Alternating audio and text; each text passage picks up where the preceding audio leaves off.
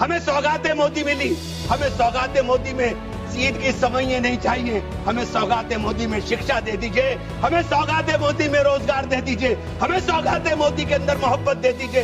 ये जो गोलियां छातियों पर लगती है ये मारना बंद करा दीजिए, हमें सौगातें मोदी में ये कानून देने का काम कर लीजिए। द लाइव टीवी, सच सबसे आगे। मान्यवर, वक्फ बिल ला करके जिन्होंने इस वक्फ बिल को ड्राफ्ट किया, मुझे बड़ा ताज्जुब होता है बार बार। वक्फ के बारे में आपको जानकारी, वक्फ है क्या? वक्फ एक फरीजा है। हर मुसलमान के लिए जो जिसकी जो हैसियत है वो अपनी हैसियत के हिसाब से अपनी प्रॉपर्टी को या किसी भी चीज को अल्लाह की राह में वक्फ करता है। और इस वक्फ के जो ड्राफ्ट करने वाले लोग थे, जो उन्होंने बिल ड्राफ्ट किया था, उनमें मैक्सिमम लोग वो थे जिनको वक्फ के बारे में जानकारी नहीं थी। और मैं एक बात बहुत दावे के साथ कहता हूं कि 90% लोग ये नहीं बता पाएंगे, मुसलमान के अलावा, कि पाकी और नापाकी क्या होती है। तो आप वक्फ को क्या जानेंगे? ये जो बार बार कह रहे हैं कि मुस्लिम में सदस्य, गैर मुस्लिम सदस्य शामिल होने चाहिए, नहीं होने चाहिए, वक्फ को मुसलमान समझता है, जानता है, इसकी जो जरूरत है उसको पहचानता है, इसलिए इस बात को कहा जा रहा है। वरना सारा प्रबंधन जो वक्फ बोर्ड का है वो तो सरकारों के ही हाथ में। लेकिन इसमें जो सबसे बड़ी बात है कि बार बार ये शोर मच रहा है, जेडीयू भी कहती है, टीडीपी भी कहती है और सहयोगी दल भी कहते हैं कि हमने वक्फ बाय यूजर को खत्म कराने का काम कर दिया। माननीय अध्यक्ष जी, मैं इसकी धारा 3R1 को, जिसके अंदर वक्फ बाय यूजर था, उसको हटा दिया गया और क्या शामिल किया गया, मैं ये पढ़ करके बता रहा हूं। ये बिल है, इसके अंदर लिखा है, परंतु वक्फ संशोधन अधिनियम 2025 के प्रारंभ पर या उसके पूर्व उपयोगकर्ता द्वारा वक्फ के रूप में रजिस्ट्रीकृत संपत्तियों को उपयोगकर्ता द्वारा विद्यमान वक्फ इसके वक्फ संपत्ति के रूप में बना रहेगा, सिवाय, बस आगे आ गया काम, सिवाय संपत्ति पूर्णतः या भागतः विवादाग्रस्त है या कोई सरकारी संपत्ति है। माननीय सभापति महोदय, 2005-6 में विभिन्न राज्य के बोर्डों द्वारा सच्चर कमेटी के समक्ष ये कहा गया, दिल्ली में 316, राजस्थान में 60, कर्नाटक में 42, मध्य प्रदेश में 53, उत्तर प्रदेश में 60, उड़ीसा में 53 ऐसी प्रॉपर्टी हैं जिनके ऊपर सरकार के कब्जा किया हुआ है। इसके बाद जब ये लागू हो जाएगा तो इसके ऊपर से वक्फ का अधिकार खत्म हो जाएगा। दूसरी चीज मैं कहना चाह रहा था, जब आपने सिवाय संपूर्ण और पूर्णतः लिखा और या भागतः लिखा, तो आपने पूरी तैयारी कर करके लिखा। उत्तर प्रदेश इसका सबसे बड़ा उदाहरण है। उत्तर प्रदेश में 11,400 हेक्टेयर लैंड वक्फ की, 14,000 हेक्टेयर में से 14,500 में से 11,500 हेक्टेयर लैंड को सरकारी घोषित कर दिया गया है। 78% लैंड को सरकारी बता दिया गया है। और सरकारी लैंड कौन सी है? उसमें इमामबाड़ा है, उसमें प्राचीन मस्जिदें हैं, उसमें 500-500 साल के पुराने कब्रिस्तान हैं, उसमें ईदगाहें हैं, गांव-गांव के अंदर बनी हुई मसाजिद हैं। और आप कह रहे हैं कि आपने वक्फ बाय यूजर खत्म करा दिया। ये इतना बड़ा हथियार दे दिया कि आप जाइए, लड़ते रहिए।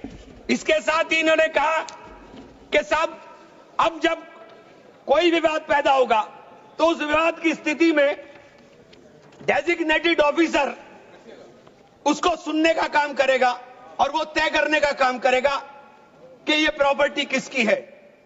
लेकिन वो तय कब करेगा इसकी कोई समय सीमा नहीं, और जब तक वो तय नहीं करेगा वो प्रॉपर्टी का मालिक सरकार रहने का काम करेगी। तो 11,500 हेक्टेयर लैंड तो उत्तर प्रदेश के अंदर, और कर्नाटक का विवाद सबके सामने है। बड़ा शोर मचा था कर्नाटक में, मैं गया कर्नाटक के अंदर क्या मान्यवर, 1,12,000 एकड़ लैंड वक्फ बोर्ड की थी, जिसके अंदर से 71,000 एकड़ लैंड का अलॉटमेंट सरकार ने कर दिया और 19,000 और 20,000 के बीच में वहां के जो दरगाहों के या मुतवल्ली थे उन्होंने अपने परिवारों में बांट लिया। तो ये जो हंगामा बचा, 1999 में एक आदेश आ गया, वक्फ ऑलवेज वक्फ, तो ये पुराना आदेश नल एंड वाइड हो गया। सरकारें भाजपा की भी रही, कांग्रेस की भी रही, दोनों सरकारों ने नोटिस इश्यू किए। मैं उन नोटिस की कॉपी भी लेकर आया था। दोनों सरकारों ने नोटिस इश्यू किए, लेकिन जेपीसी ने हंगामा उतरा तो सब हमारे चेयरमैन साहब भी हवाई जहाज लेकर के गए, लेकिन खोदा पहाड़ निकली चुईया, वहां कुछ मिला ही नहीं, वहां कुछ नहीं मिला। इसी तरह से कहना चाहता हूं कि ये जो विवाद वाली स्थिति में आपने डेजिग्नेटेड ऑफिसर का प्रावधान किया, लेकिन उसके सामने ये नहीं लिखा कि ये कब तक तय करेगा। और आप बार बार कहते हैं कि साहब ये जो इसका संरचना होगी, इसकी 22 मेंबर वक्फ काउंसिल में होंगे, उसके अंदर 22 मेंबर में 10 मेंबर मुसलमान होंगे, सही है, 2 महिलाएं होंगी, सही है, लेकिन 12 मेंबर उसके अंदर नॉन मुस्लिम हो जाएंगे। वक्फ बोर्ड के अंदर पूरा का पूरा बहुमत गैर मुस्लिम भाइयों का हो जाएगा। मुझे इससे मतलब नहीं, क्योंकि मैंने अभी कहा कि भाई आप दूसरे जो ट्रस्ट हैं या जो दूसरे धर्म के ट्रस्ट हैं, उनके अंदर क्या आप दूसरे धर्म के लोगों को शामिल करने की अनुमति देंगे? नहीं है। काशी विश्वनाथ ट्रस्ट है उत्तर प्रदेश के अंदर, उसका अध्यक्ष पदेन अध्यक्ष जिलाधिकारी होता है, लेकिन उसमें एक क्लॉज लिखा हुआ है कि अगर किसी समय कोई जिलाधिकारी मुसलमान होगा तो उससे नीचे का या उससे ऊपर का अधिकारी उसका पदेन चेयरमैन होगा। आप मुसलमान के ऊपर यह शर्त लागू करते हैं, आप मुसलमान के ऊपर यह शर्त लागू करते हैं कि इसके ऊपर लिमिटेशन एक्ट, विधेयक के खंड 40A की धारा 107 जो वक्फ संपत्तियों की समय सीमा को अधीन करता था, लिमिटेशन एक्ट लागू करता था, आपने हटा करके 108 और 41 में 108 और 108A को हटा दिया। 1995 का जो वक्फ अधिनियम है उसकी प्रायज्यता पर रोक लगा दी थी, जिसका अर्थ है कानूनी दावों के समय पाबंदी के बिना आगे बढ़ाया जा सकता है। अब आपने रास्ता खोल दिया वक्फ प्रॉपर्टीज के ऊपर मुकदमों के लिए। जो वक्फ प्रॉपर्टी पर कब्जा करे हुए लोग हैं, अब वो कब्जा धारक जाकर के एडवर्स पोजेशन का दावा कर सकता है और मालिकाना हक हासिल करने की बात कर सकता है। आपने जो अपराध करने वाले लोग हैं, जो कब्जा करने वाले लोग हैं, वो पहले गैर जमानती हुआ करता था, आपने उसे जमानती कर दिया, आपने उसे अधिकार दे दिया कि तुम कुछ भी करो, तुम्हें जमानत कराने की जरूरत नहीं है। तो आपने तो पूरा का पूरा खुला मैदान उसके सामने खड़ा कर दिया। आपने बार बार कहा कि हम लोग मुसलमानों के हक की बात कर रहे हैं। आप मुझे एक ट्रस्ट बता दिए, कोई दूसरा, कोई एक संस्था बता दीजिए जिसके अंदर जो धार्मिक के नाम पर हो और उसके अंदर लिमिटेशन एक्ट ना हो। हमारे ऊपर से हटा रहे हैं, हमारे ऊपर से हटा रहे हैं, बाकी सबको छूट मिलेगी।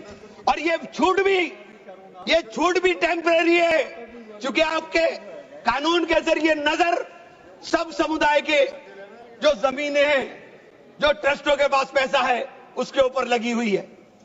हमारी जमीन, ये बार बार वामसी पोर्टल का जिक्र हो रहा था, वामसी पोर्टल में प्रॉपर्टी है 4,90,000 से एकदम मंत्री जी ने, माननीय मंत्री जी ने कहा 7 लाख कुछ चली गई।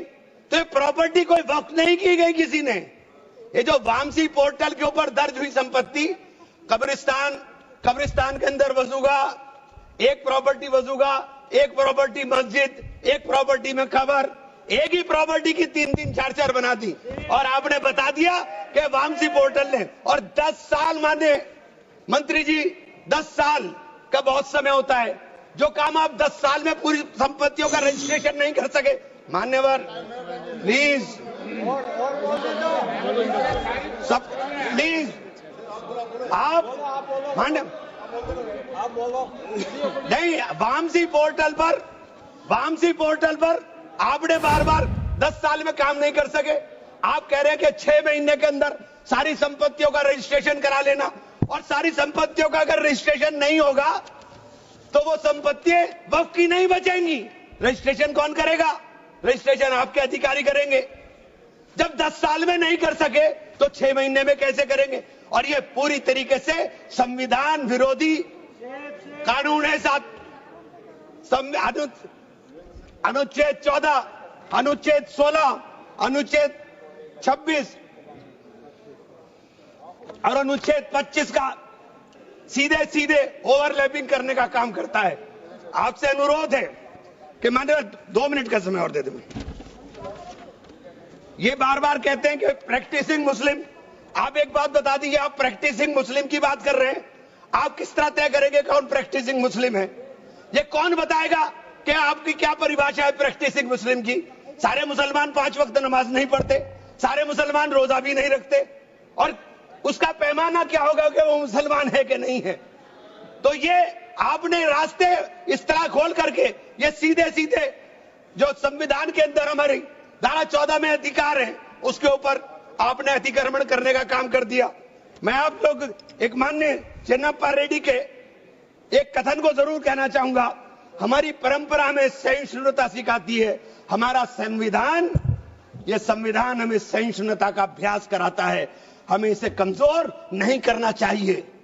यही संरक्षण दे रहा है हमें। यह बाबा साहब के सपनों का संविधान है कि उन्होंने देश के अंदर रहने वाले प्रत्येक नागरिक को, जो गरीब से गरीब नागरिक है, उसको वो अधिकार दिया जो सामने बैठे हुए हमारे प्रधानमंत्री को होगा। वो ये अधिकार बाहर सड़क पर बैठे हुए एक मजदूर को होने का काम होगा। ये बाबा साहब का संविधान है। मान्यवर, इसे कमजोर करने का काम मैं आप हाथ जोड़कर विनती करता हूं। अभी हमें सौगाते मोदी मिली, 1 सेकंड, हमें सौगाते मोदी मिली। हमें सौगाते मोदी में ईद की सवैयां नहीं चाहिए, हमें सौगाते मोदी में शिक्षा दे दीजिए, हमें सौगाते मोदी में रोजगार दे दीजिए, हमें सौगाते मोदी के अंदर मोहब्बत दे दीजिए। ये जो गोलियां छातियों पर लगती है ये मारना बंद करा दीजिए। हमें सौगाते मोदी में ये कानून देने का काम कर दीजिए। बहुत बहुत धन्यवाद मान्यवर। द लाइव टीवी, सच सबसे आगे।